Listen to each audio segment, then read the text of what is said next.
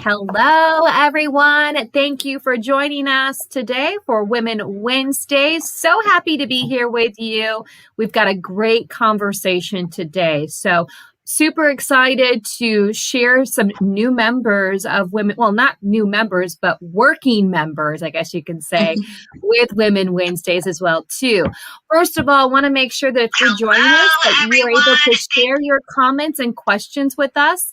And also, it's very easy for you to share comments with us. Just go ahead and post it into the comment section. And if you want to share this post, go right ahead and do that. We would love to have that on for you. Okay, so let's start off with Barbara Westcott with what's happening with Women Wednesdays. That's right. So hi, everyone. My name's Barbara Westcott. I'm the founder of Women Wednesdays.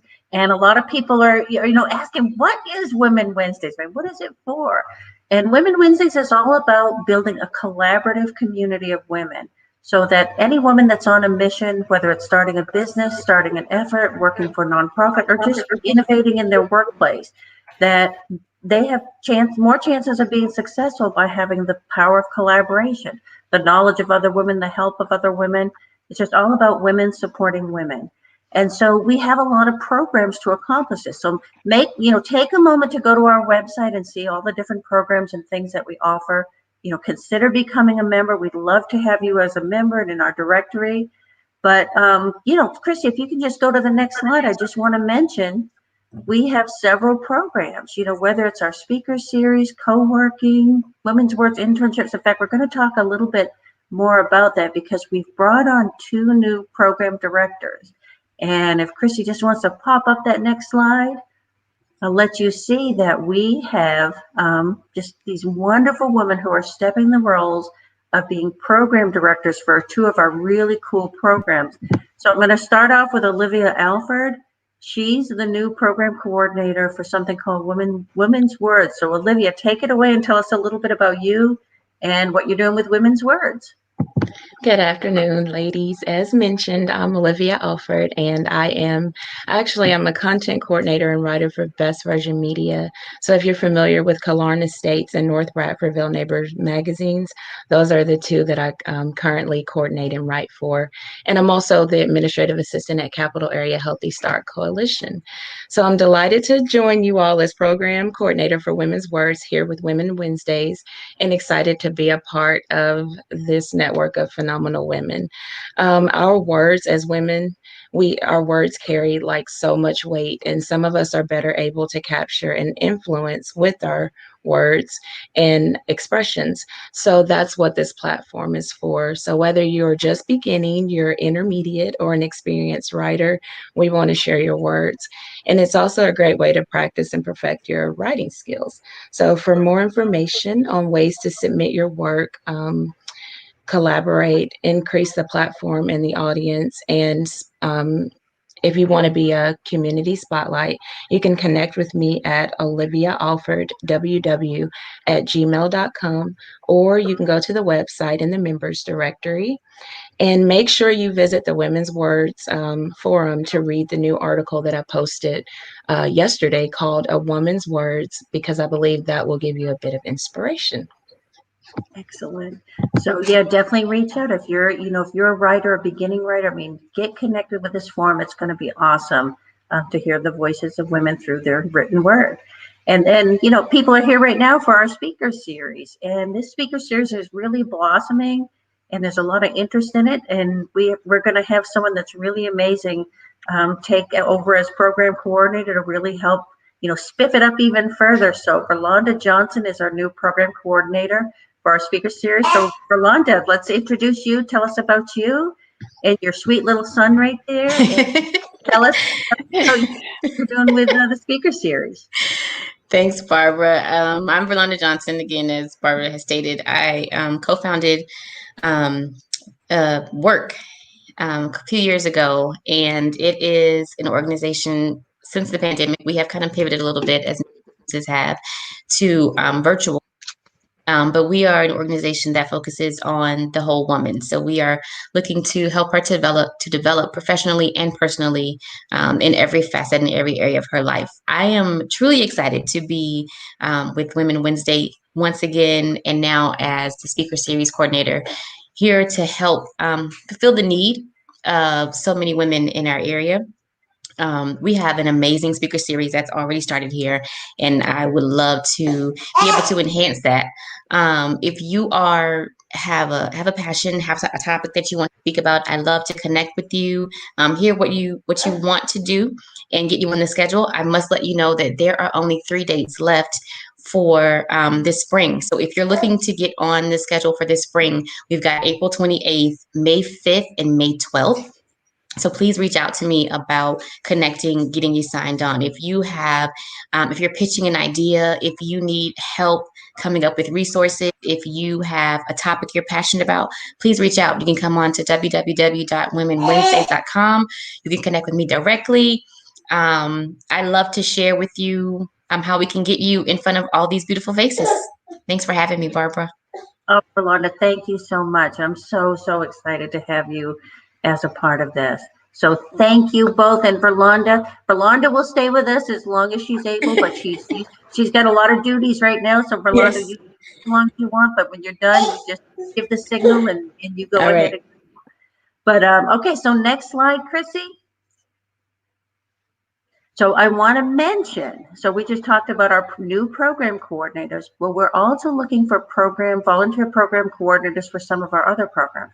So we have something called internships focused on her. So, we need to rethink what an internship is. So an internship can be for women of all ages. I mean, you might be a mom that's been home with your kids.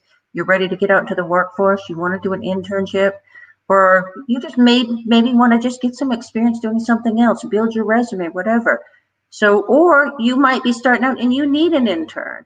So just go to our website, for Women Wednesdays, and you can post or apply for an internship. But again, we're looking for a coordinator for that position. So if that's something that interests you, let us know.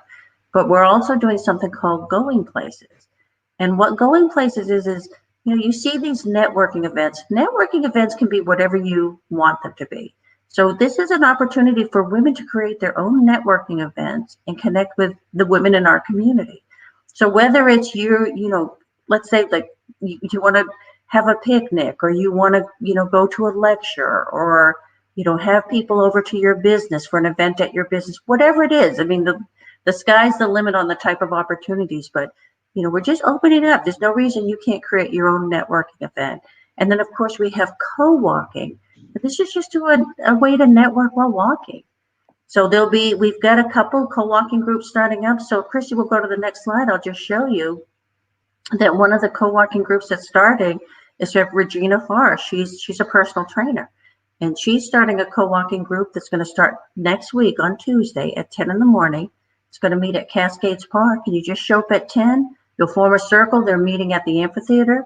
Form a circle. Everybody sort of stretches and introduces each other. And then, break out into groups and walk and keep rotating. And it's just walk and talk. Get your exercise while you're networking. So that's that program. So then, Chrissy, if you want to go to the next slide. I just want to mention that we have a sponsorship program. So if you want to be highlighted as one of the sponsors of Women Wednesdays on our vast array of, media, whether it's our speaker series or all our programs, we'd love to have your support and highlight your belief in the power of women. And finally,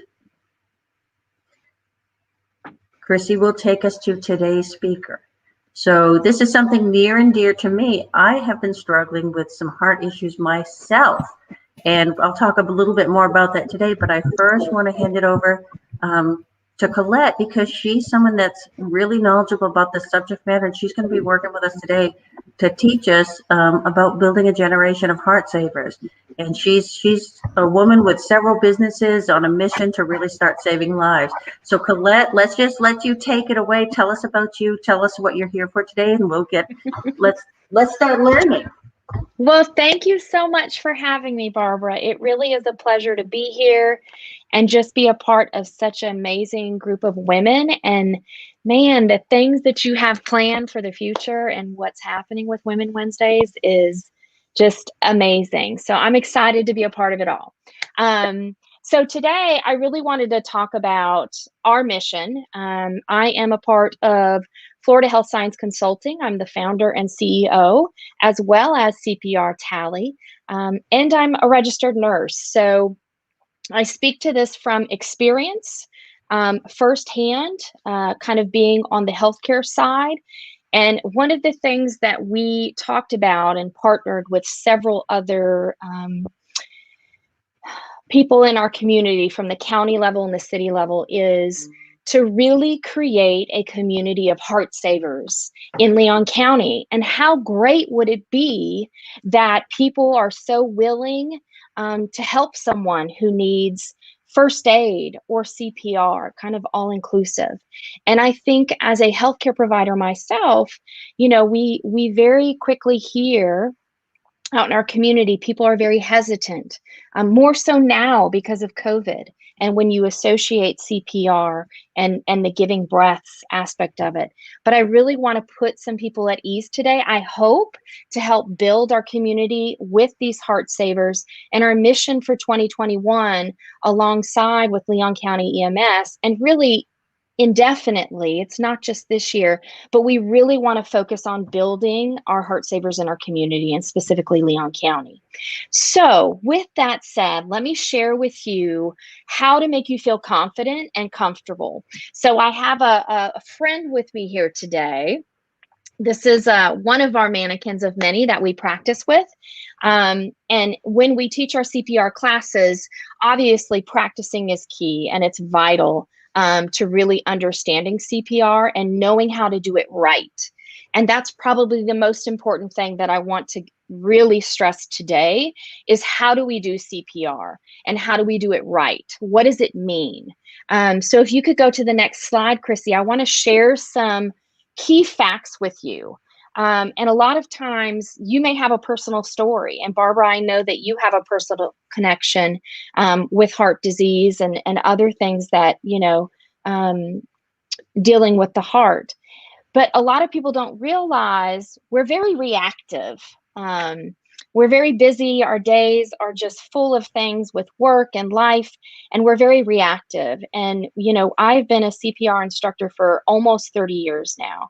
And I can't tell you how many times we have people who have called saying, this happened and I need to learn CPR because I didn't know what to do. I panicked. I was scared. I didn't want to hurt somebody. I didn't really know what was going on.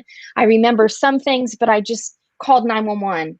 And so just to give you some facts of why it's so important, to be a Heartsaver is because every year we have approximately 475,000 people who die from cardiac arrest. And that's the really sad part about it. And 70% of that happens in the home. And the thing that's amazing with CPR is that it works. A CPR can double and even triple the chances of survival after cardiac arrest. And so I stress when I do classes and I teach out in the community, it's so important to do something instead of nothing. And yes, we know to call 911. We think immediately because it's been ingrained into our brain since we were so young to understand how to communicate that 911 was kind of the answer if something was going on in an emergency situation. You call 911. But the other side of doing something is actually doing CPR. And every minute without CPR, the chance of survival drops 7 to 10%. So just think about that every minute.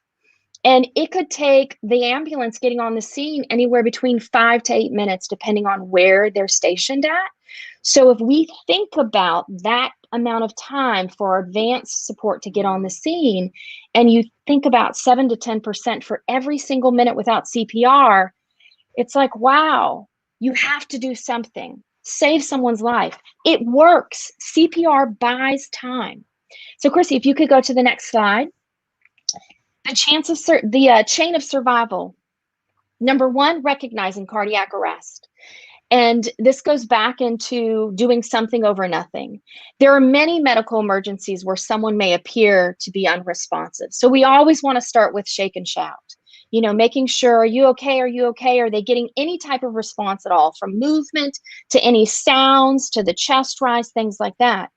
But as soon as you recognize that something wrong, obviously you should call 911.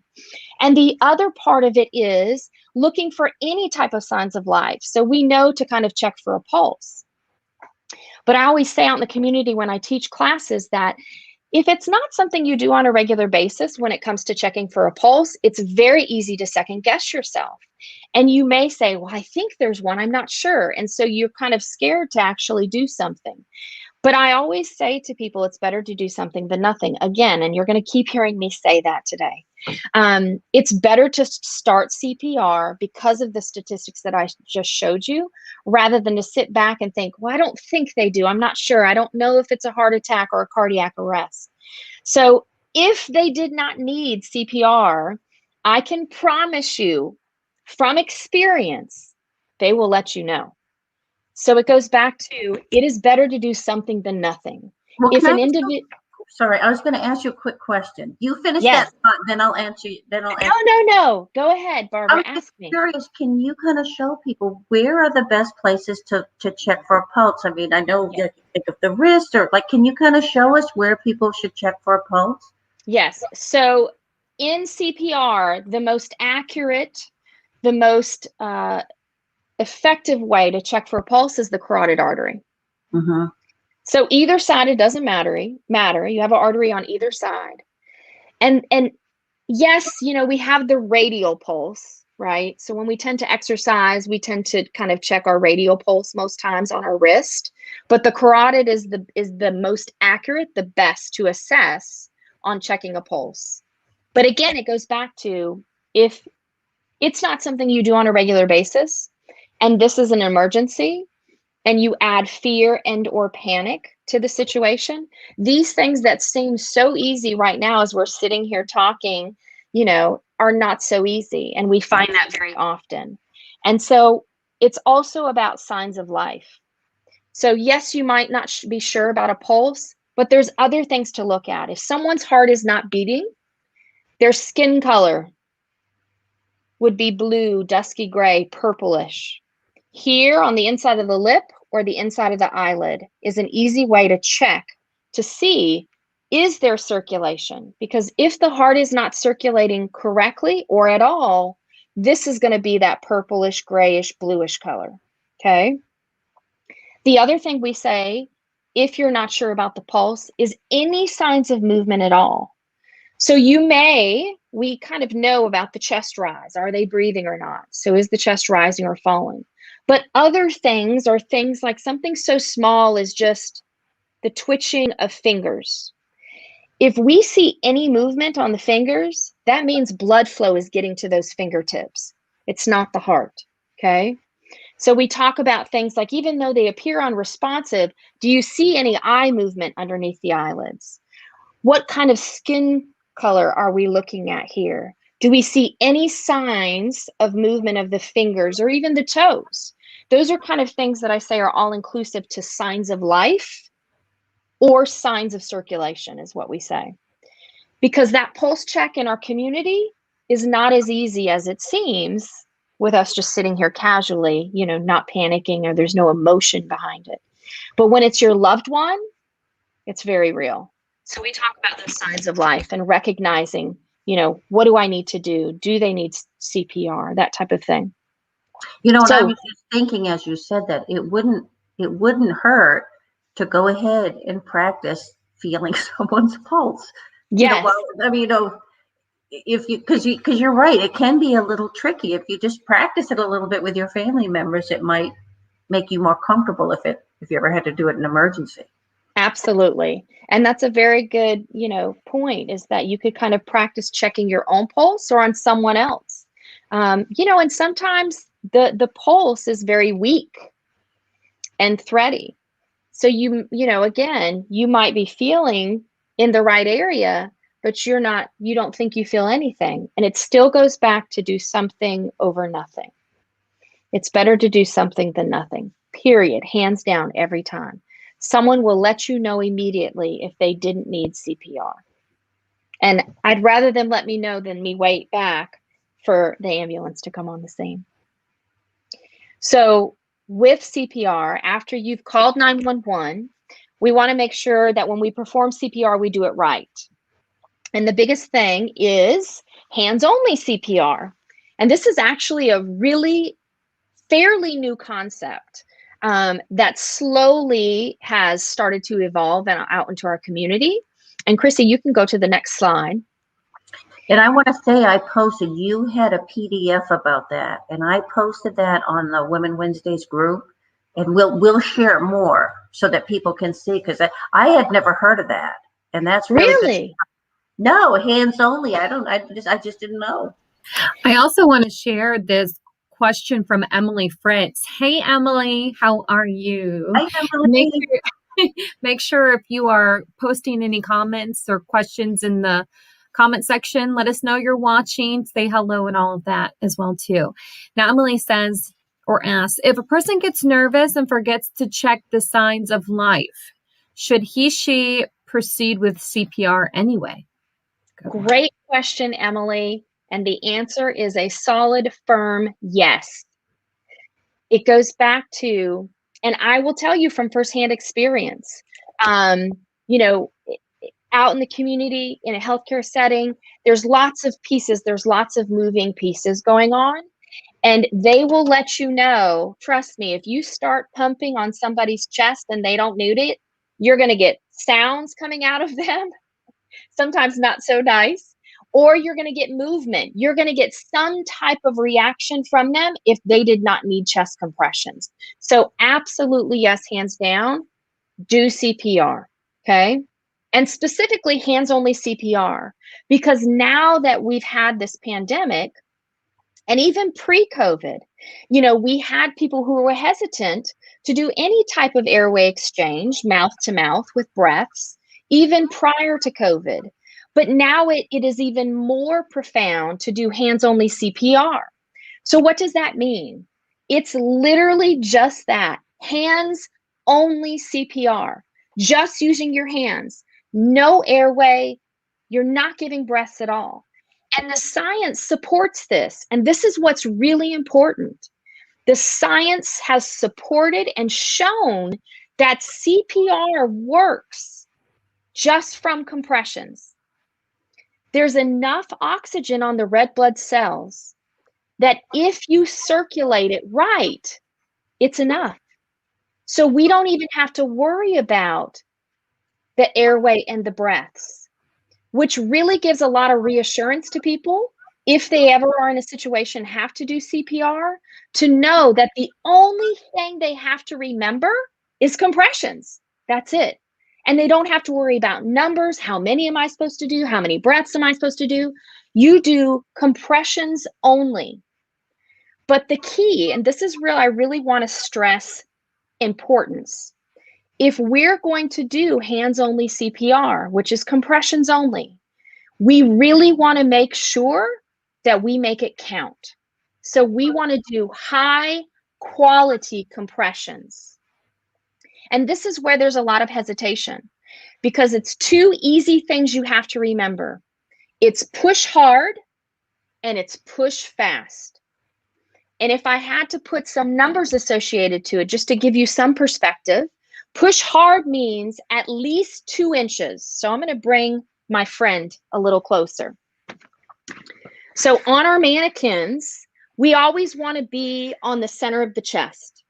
So if you can actually see on the mannequin, you'll see where the rib cage comes up to peak. We want to be about 2 fingers above that peak.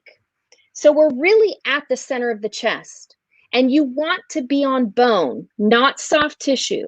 So you want to use the bony part, the palm of your hand, to the center of that chest. And your other hand is going to go on top of it. So you're really going to just interlock those hands on top of your mannequin, and you're going to compress hard. And guys, when I say 2 inches, it's at least 2 inches. But I want you to think about what you're trying to achieve when you do your compressions. Because 2 inches does not mean anything when you're actually putting all of your upper body strength to compress down on that loved one. Because Most times it's a loved one that you're performing CPR on. So when I say push hard, I want you to think about this. You have to push hard enough that you're getting the heart to squeeze, contract manually. You're the manual compressor from the outside, and you have a rib cage that is built to resist impact for the most part. And on top of that, behind that, you have additional protection of those vital organs. So it's not easy by any means. So when I say push hard, you have to push hard enough that you're getting blood flow to come out of that heart. So you have to make it count. And I always say in the community, because when you actually get on the mannequins and you start to practice, our mannequins are a little unique because they're direct feedback devices. So it actually will measure with lights to tell you you're doing it right. So it will actually measure that you're actually accomplishing the compression correctly. But I always tell people when they're actually practicing this, they're like, Colette, I did not realize it's this hard. And I say to them, it's hard, and these are trainers. But on a real person, it's actually even harder. Because this is, we make these to give you the practice to make you feel confident. But it's even harder on a real person, especially depending on the size. So I always say, push your hardest, because many times what you think is hard is not hard enough. And if you're not pushing hard enough, guess what? You're not doing anything. Think about it. If you're not pushing hard enough, blood flow isn't getting out of the chambers. So you have to make it count. So please make sure you push your hardest, okay? I'd rather be alive and know you pushed as hard as you can than to not, because you weren't sure if you were pushing hard enough. If you have to ask yourself that, push harder, okay? The second piece to compressions and making them high quality and making them count is pushing fast. Pushing fast, I'm going to give you numbers, is 100 to 120 compressions per minute. 100 to 120 compressions per minute. That's on the high end, 2 compressions per second. That's pretty fast. How do we know we're pushing that fast in the moment while I'm pushing hard? Well, Barbara posted on the Women Wednesday page on Facebook a handout, as she said earlier, about hands-only CPR. And on there, it talks about how music can save someone's life. And probably some of you may guess, if I asked you, what song do you think may be associated with the tempo of pushing fast? Does anybody, what is it? Staying alive, staying alive. Yeah. Staying alive. Exactly. Staying alive. So staying alive is going to keep you to the beat of that 100 to 120 compressions per minute. And it goes into maintaining that high quality CPR of pushing hard, push your hardest, and push fast. And if you can do those two things, the chance of survival is so great. You are buying time until our wonderful Leon County EMS people get on the scene and take over on an advanced resource level.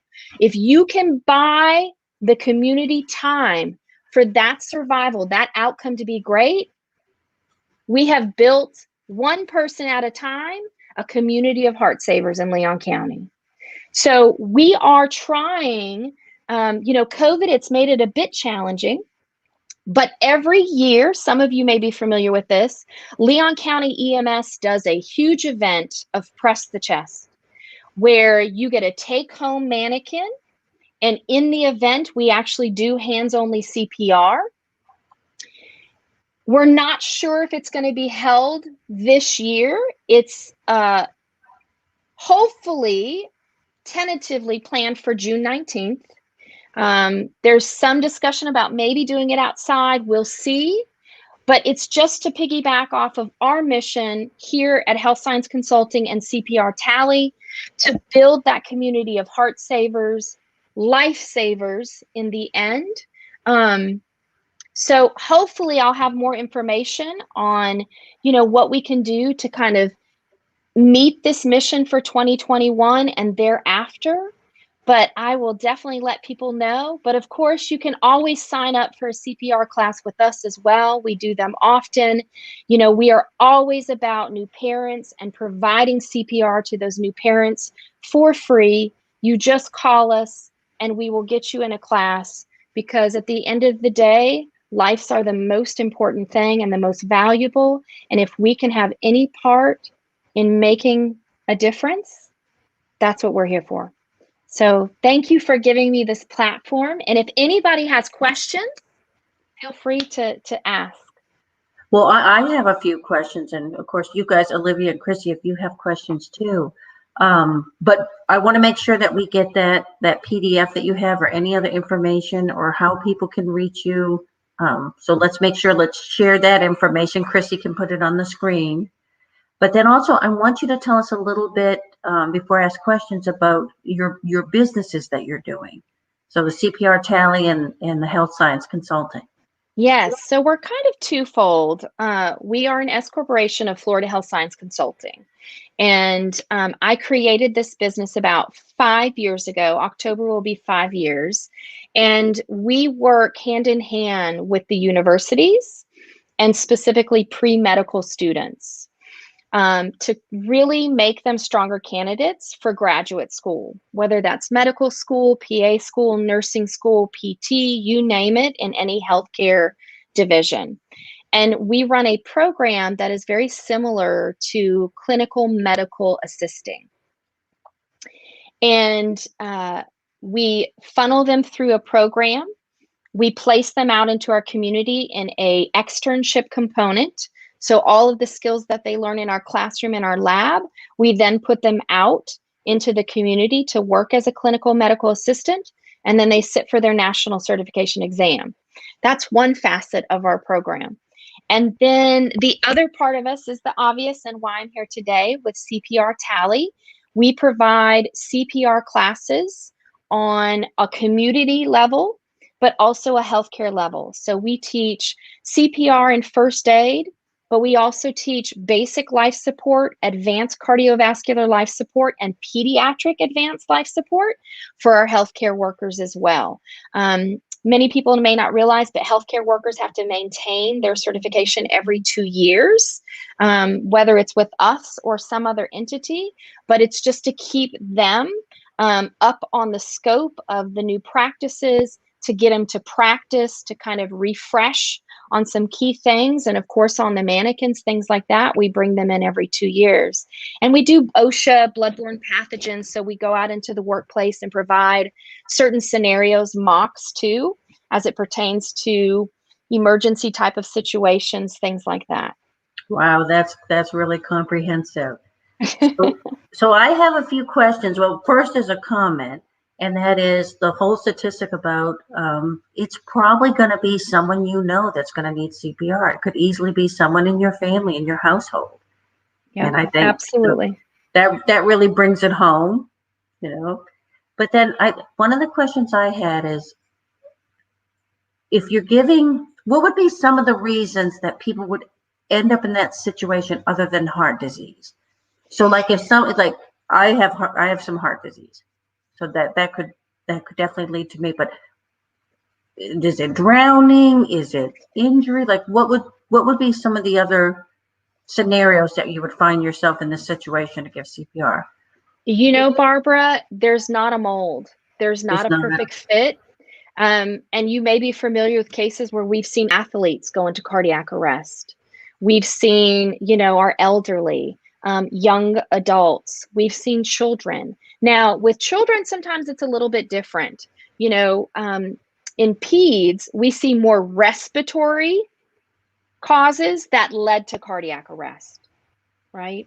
Versus potentially young adults, adults and into our elderly population, cardiac arrest due to heart issues. So, and I always stress to people a lot, sometimes people are confused about a heart attack versus a cardiac arrest. And one way that I kind of describe it is a heart attack is a plumbing issue. Cardiac arrest is an electrical issue, but a plumbing issue can lead to an electrical issue. If you don't get the plumbing fixed, you're going to have an electrical issue. So it's important to recognize before cardiac arrest, what are the signs and symptoms of someone who may be experiencing a heart attack? Because there's no perfect fit. Anyone, and this is the sad part of it, you know, we see these young athletes, high school students, we've heard cases, sadly, not so long ago, where we've seen, a high school individual collapse and went into cardiac arrest, and everybody says, why? They were so healthy. Or we see, someone in their, mid 40s who's a runner who, has blood pressure's great, no issues of cholesterol, that type of stuff. Why? Why did they have a cardiac arrest? Sometimes we don't know. It's just genetics. Sometimes there's other things, physiologically that have happened that just went undetected, and now they've gone into cardiac arrest. So it's very important to recognize the signs and symptoms. So probably the most common one is what? What would you all say? What are some signs and symptoms that you may be knowledgeable on? For that you have heart disease? Is that what you're at? Like that something's awry? For a heart attack, what would be some things? Someone clenching their chest. Oh, yeah. So chest pain, chest discomfort, and that's a really good one to mention first, Chrissy, because I always like to say pain is subjective. My pain versus Chrissy's pain could be two totally different things because it's so subjective. Her pain, she may say, oh, it's a 7. And I say, oh, it's just a 3. But we're both, we got some plumbing issues. So how interesting that yours was a 3, but hers was a 7. So it's very subjective. So I always tell individuals, advocate for yourself and your loved ones, because your body is very smart and it speaks to you. You just have to listen to it. So pain is a big one. Chest pain, chest discomfort. And sometimes it kind of comes and goes. It's not constant. But why? Why are you having that pain? You haven't done anything that you can think of that may be associated to that pain. So, don't ignore it, because chest pain is usually the most common thing. Or chest discomfort. Sometimes we have people that will say, oh, I just have indigestion. So what did you do about the indigestion? Oh, I take Tums every day. I drink milk. I try to, stay away from the spicy foods. Oh, okay. Well, how long was that going on? Oh, it's been years. Oh, and none of those things worked. Did you get on any type of maybe a reflux med, that type of stuff? No. But sometimes, especially in men, not to single anybody out, they describe pain more like indigestion. And so that's another sign, symptom that we need to pay attention to, especially if it doesn't go away. Why is that? And then obviously things like numbness, tingling down the left side of the arm, but it can be either arm, but we tend to see more, the heart sits more to the left, so we tend to see more that side. The other thing that people aren't very familiar with is jaw pain, upper back neck pain. Women are more common to complain of jaw pain and upper back neck pain. So that's something to kind of pay attention to as well. And then, sweating profusely, short of breath, those type, nauseated, sometimes you can feel a certain thing. But pay attention to those signs, because that plumbing issue that can lead to the electrical issue doesn't have to get to that last part. Do something about it, advocate for yourself, and make sure that everything's okay. Because, plumbing issues, those are easy fixes. before we have the electrical issue. So we want to be proactive, not And I have reactive. the electrical. Yes, you do. So what happened to me, I'll just tell the story. So like it was just over a year ago, I just couldn't breathe. And I mean, I at first I was thinking I was imagining because you're right. It's sometimes it's not so obvious, but I just kept thinking, man, I feel like I'm in high altitude. Just like, boy, I'm really working to breathe it. But to make a long story short, I mean, I ended up at the doctor's office, and when they put that little thing on your finger to test your oxygen level, my oxygen level was like in the low 80s, which is like organ failure. Wow. Not good. Yeah. So then I went to the hospital, but I was in congestive heart failure. And it ended up, it was related to having influenza, which sometimes I wonder, could that have been COVID? But whatever. I tested Right. for A. But probably part of the complication for me is I have AFib, atrial fibrillation.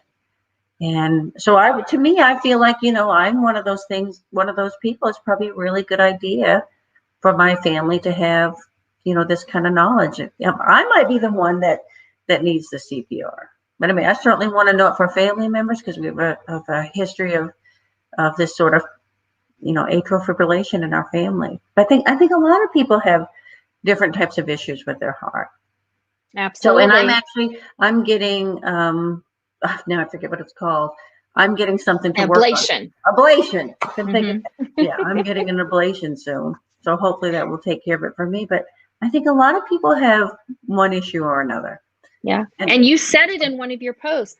What's the number one top issue in men and women? Right. Cardiac or, right. It's a leading cause of death for men and women. And I think sometimes there's some I think there's been some progress on this. I think people used to think it was like a men's disease. Yes, that is. Do you think like people are starting to realize, no, it's men and women? Or do you think there's still that stigma that it's men? I think that there is still somewhat of a stigma, but I think that our eyes are our little blinders, we start to open a little bit more because we hear about things, one, because of social media, and we've seen that it's any age. It's not just, someone who's a high risk factor or has, high cholesterol, high blood pressure, those type of things. So it's really opened our eyes to see, hey, this is anybody. Anybody could be in this situation. Right. Right. Now, I don't want to. Sometimes I ask a million questions. Olivia, did you have a question? I did. Well, I had a comment just on the age and the age group. Sometimes we can think of these different like diseases, and we're like, well, that's for elderly, that's for older, but no, it can be children, teenagers. The heart condition, my son, he's 17. It started when he was an infant, so it's just good to just be aware and not have that bias. Well, it can't happen to me because it can happen at any age. So just wanted to add that comment in there. Absolutely. You're 100% right. Yes. Just remember, hands only, push hard, push fast. It works. It makes a difference.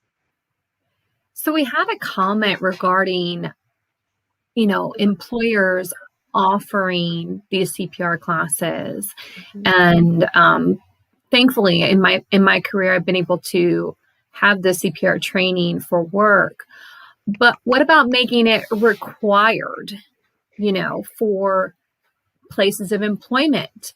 Where are we at with that, Colette? And why would it be important to make that a requirement if so? So that is a wonderful question. Thank you for asking that. And I will tell you, there are some entities that it's required. The most obvious is healthcare, right? But it also depends on the type of business, that entity, and maybe sometimes their accreditation or special recognition on a national level. That's usually one of the elements that you may see. Hotels is a particular one that comes to mind. So there are certain hotel chains that have a golden standard. And part of that golden standard is all of their staff is CPR, AED, first aid certified. There are other entities, you've got your factory workers. So we have Georgia Pacific and Hosford. All of them are CPR first aid certified. Some of our restaurants are, but it's a great question because it really just depends on a golden standard, if you will, for that entity. If they have accreditation, recognition, things like that, it's usually a piece of it. But surprisingly, it's not required in most areas. And so the second part of the question is, how does that happen? It really just takes, the initiative of the workers to ask for it. Usually when we have a new location that is getting CPR certified, when it's all over, said and done, they said, wow, we should have did this a long time ago. Or it goes back to what I said in the beginning, being reactive because something actually happened there.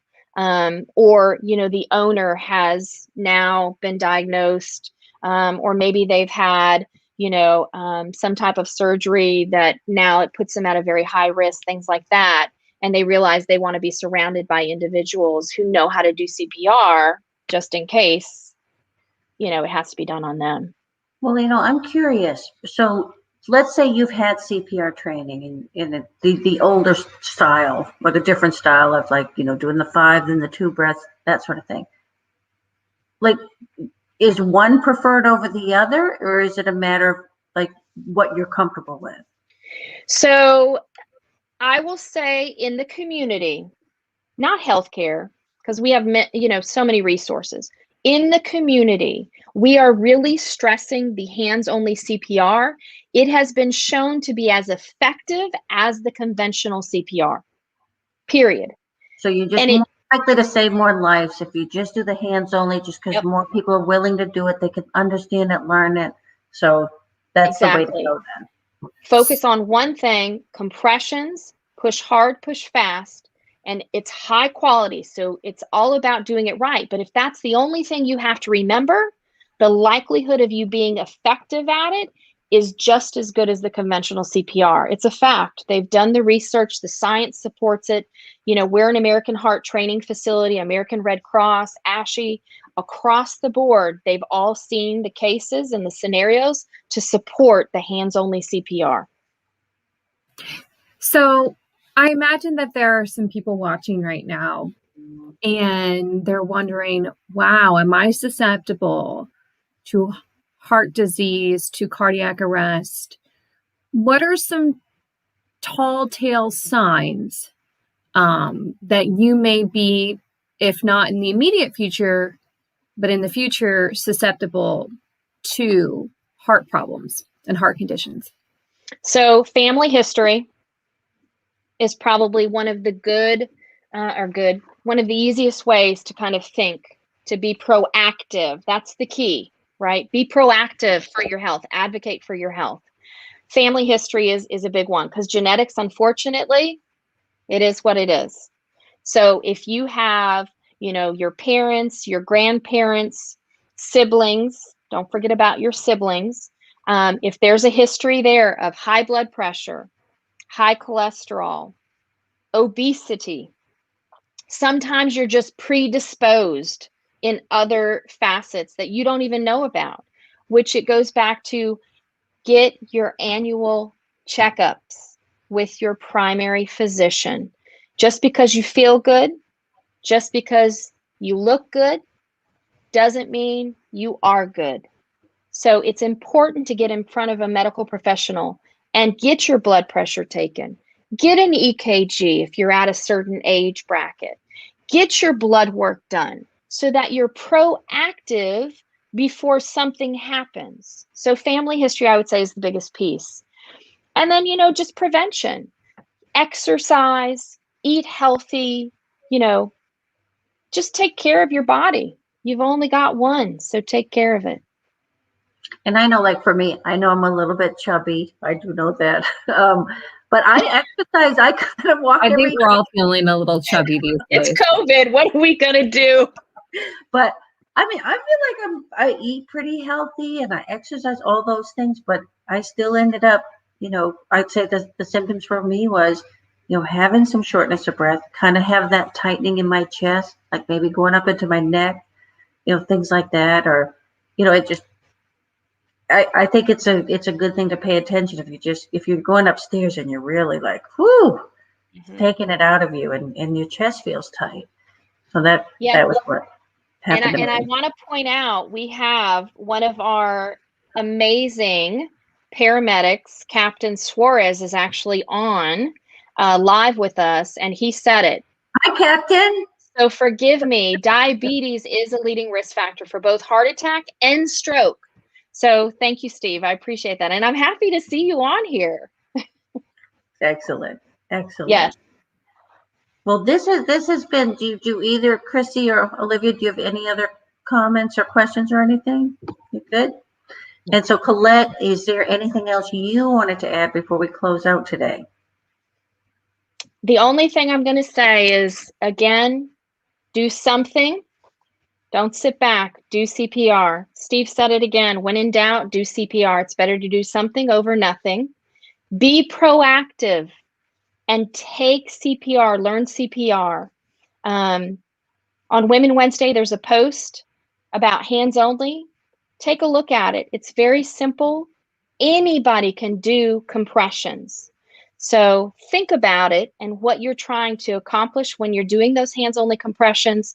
But if you'd like to get a certification, you are more than welcome to always join us for a class here at CPR Tally. We would love to have you. And I hope that in June, we can do our event, Press the Chest, with Leon County EMS, or get into some of these other areas and do some community events, maybe on a smaller scale, to meet our mission this year.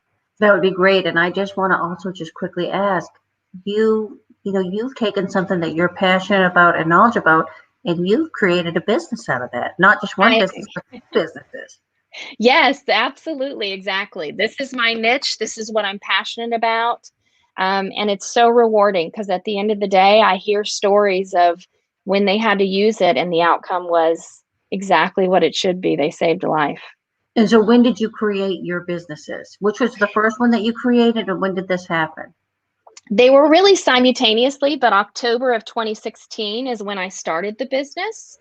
But I did things prior to that were still kind of all a part of it. I work very closely with FSU College of Medicine in the Interdisciplinary Medical Sciences Division. And so teaching has always been one of my things that I just enjoy, motivating and inspiring these young adults to achieve their dreams. So I really started it 5 years ago, and it's just really taken off, and I couldn't be happier with it. That's outstanding. Well, congratulations. And thank you. Thank you for this information. It's so important. It's just an honor to have you here. But I'm also want to say I'm proud of you as a woman-owned business. Thank you. Get engaged, get to know Colette, and see how you can connect and collaborate and work with her, with your organization or with your business or with yourself, with your family. So thanks again. So appreciative.